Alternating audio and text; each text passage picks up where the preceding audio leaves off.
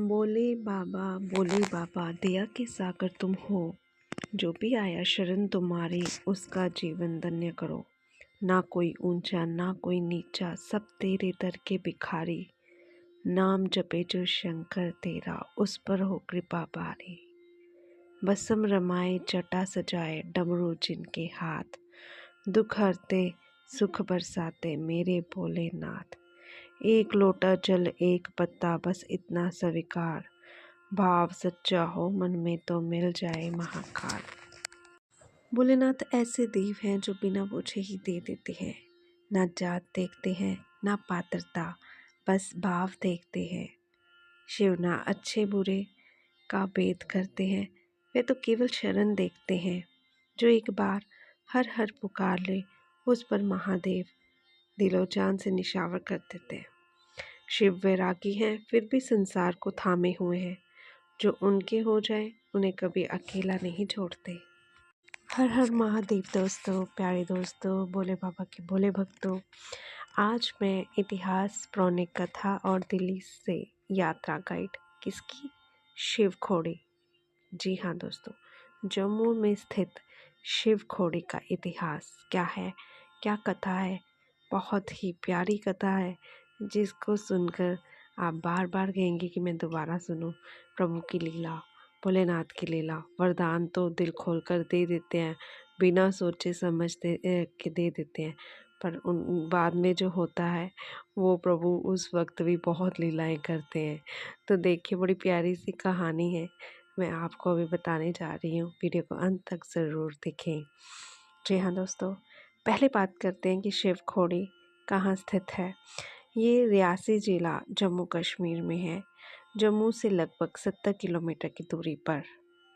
वैष्णो देवी से दूरी इसकी यदि आप आते हो तो 30 किलोमीटर का डिस्टेंस है। पहाड़ों के बीच स्थित ये एक प्राकृतिक गुफा है। शिवखोड़ी को उत्तर भारत का अमरनाथ भी कहा जाता है। जी हाँ दोस्तों, तो चलिए अब हम आते हैं इसकी कथा पर।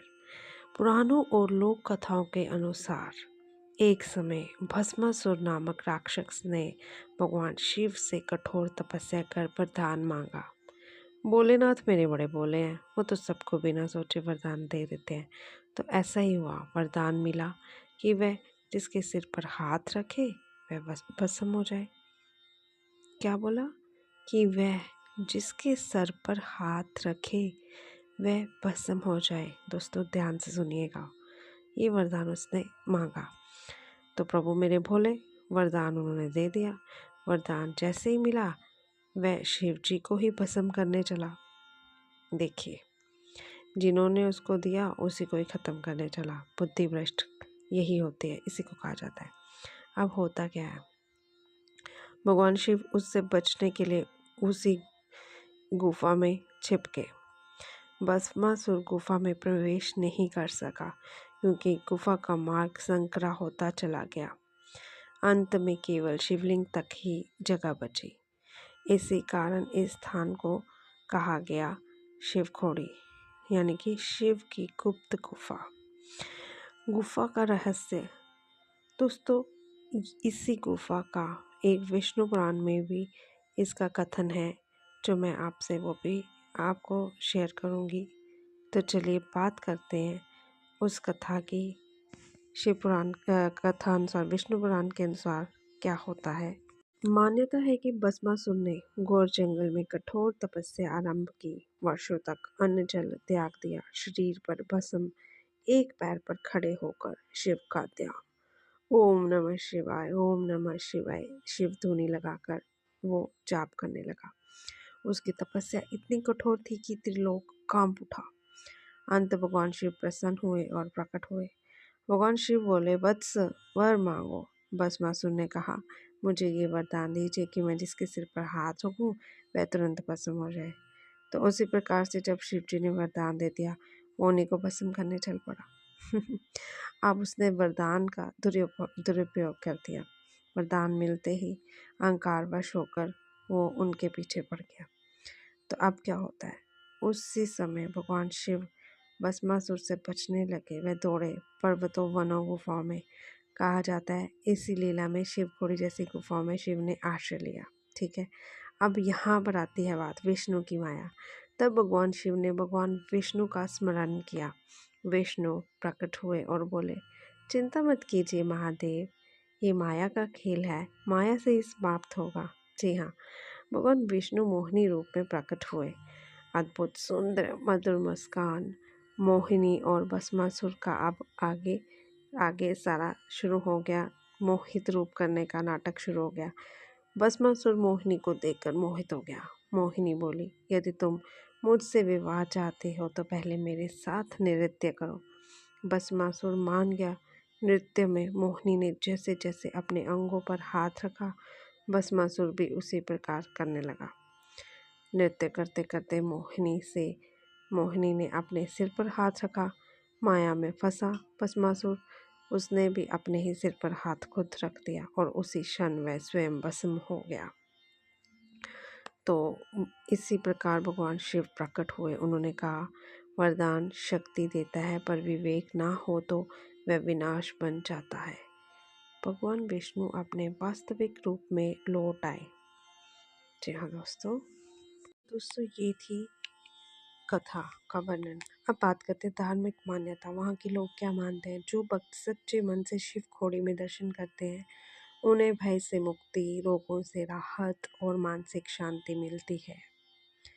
दोस्तों, यहाँ पर महाशिवरात्रि और सावन में विशेष भीड़ रहती है। दोस्तों, अब आपको मैं एक ट्रैवल गाइड टिप देने जा रही हूँ। यदि आप सेंटर यानी कि दिल्ली से आ रहे हैं जम्मू, तो आपको किस प्रकार से आना है, बहुत ईजिली स्टेप्स दूंगी आपको, मैं टिप्स दूंगी। इसको फॉलो करेंगे तो आपकी यात्रा बहुत ही आसान हो जाएगी। अब बात आती है, 3 रास्ते होते हैं। एक ट्रेन होती है, एक बस होती है, एक होता है आपका एरोप्लेन, जिससे ये आपकी पॉकेट पे डिपेंड करता है कि आप किससे आना चाहते हैं, वो आप डिसाइड करेंगे। अब हम बात करते हैं पहले, यदि आप दिल्ली से ट्रेन से आ रहे हैं तो आपको दिल्ली से जम्मू तवी स्टेशन आपने ये ट्रेन लेनी है। 8 से 10 घंटे में पहुंच जाती है। यहाँ और प्रमुख ट्रेनें भी हैं, जम्मू राजधानी, उत्तर संपर्क क्रांति, श्री माता वैष्णो देवी कटरा एक्सप्रेस, इनसे भी आप आ सकते हैं। यदि आप बस से आ रहे हैं तो दिल्ली ISBT कश्मीरी गेट से आपको मिलेगी जम्मू की बस। समय होता है 10 से 12 घंटे लगभग। और यदि आप बस रूट पकड़ें यानी कि जम्मू से शिवखोड़ी रूट, तो आपको मैं बता दूं, अब जम्मू से आपने शिवखोड़ी कैसे जाना है। जम्मू से आप जाएंगे रियासी की बस पकड़ेंगे और वहाँ से पौनी और पौनी से शिवखोड़ी। जी हाँ, जम्मू से टैक्सी और बस से उपलब्ध होती है और समय 3 से 4 घंटे लग जाता है। और यदि आप पैदल यात्रा करना चाहते हैं तो पार्किंग से मंदिर 3 किलोमीटर, रास्ता सीढ़ियाँ, पैदल पथ, और वहाँ पर घोड़े भी होते हैं, उनकी सुविधा भी उपलब्ध है और बुज़ुर्गों के लिए आरामदायक रास्ता बनाया गया है। दोस्तों, बात आती है रुकने की सुविधा यानी कि स्टे। शिवखोड़ी क्षेत्र में JK टूरिज्म गेस्ट हाउसेस भी हैं, प्राइवेट धर्मशालाएं, बजट होटल आपको मिलेंगे। और वैष्णो देवी से अगर कटरा आप आते हो तो ज़्यादा अच्छे होटल हर बजट में उपलब्ध है। और बात आती है आप खाने की। जी हाँ, यात्रा करोगे, भूख तो लगेगी चलते चलते, तो खाने का भी प्रबंध होना चाहिए। तो मंदिर परिसर के पास शुद्ध वैष्णो भोजनालय, लंगर सेवा और बाहर ढाबे, स्थानीय जम्मू भोजन ये भी मिलेगा, मगर शराब मांस पूरी तरह से वर्जित है, ध्यान रहे। यदि आप दर्शन समय में जाना चाहते हैं, आप सुबह 6 बजे जाइए और शाम को 7 बजे। भीड़ और मौसम के अनुसार बदल सकता है वक्त, ध्यान रहे इस बात का।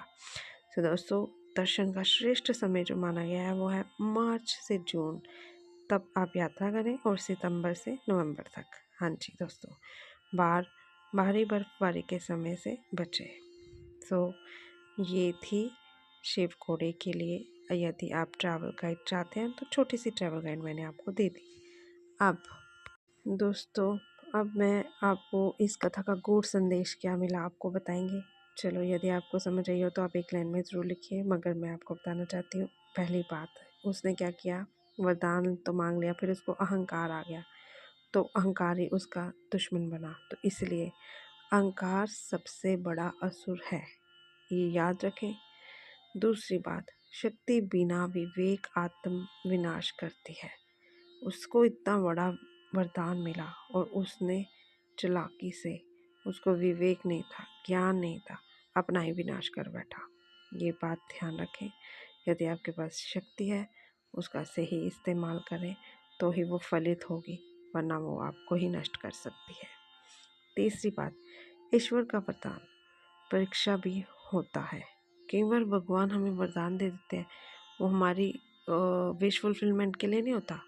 कई बार वो टेस्ट लेते हैं कि ये बच्चा क्या इसके लायक है भी है या नहीं।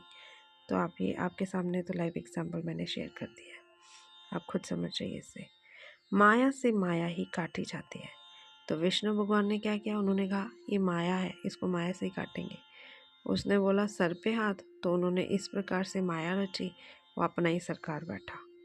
तो दोस्तों, जो शिव को छलना चाहे वह स्वयं ही भस्म हो जाता है, क्योंकि वो भोले हैं, उन्होंने सब कुछ देना है, वो कभी ना करते ही नहीं। तो उनको छलने की कोशिश मत करना, और जो शिव में शरण ले वह अमर हो जाते हैं। सो दोस्तों, यदि आपको ये कथा पसंद आई हो और ट्रैवल गाइड अच्छी लगी हो, इसको ज़्यादा से ज़्यादा लाइक, शेयर और सब्सक्राइब करें अपने दोस्तों के साथ, संगी मित्रों के साथ। फिर मिलूंगी आपको नई सोच, नई कथा के साथ। तब तक के लिए हर हर महादेव कमेंट में ज़रूर लिखिएगा।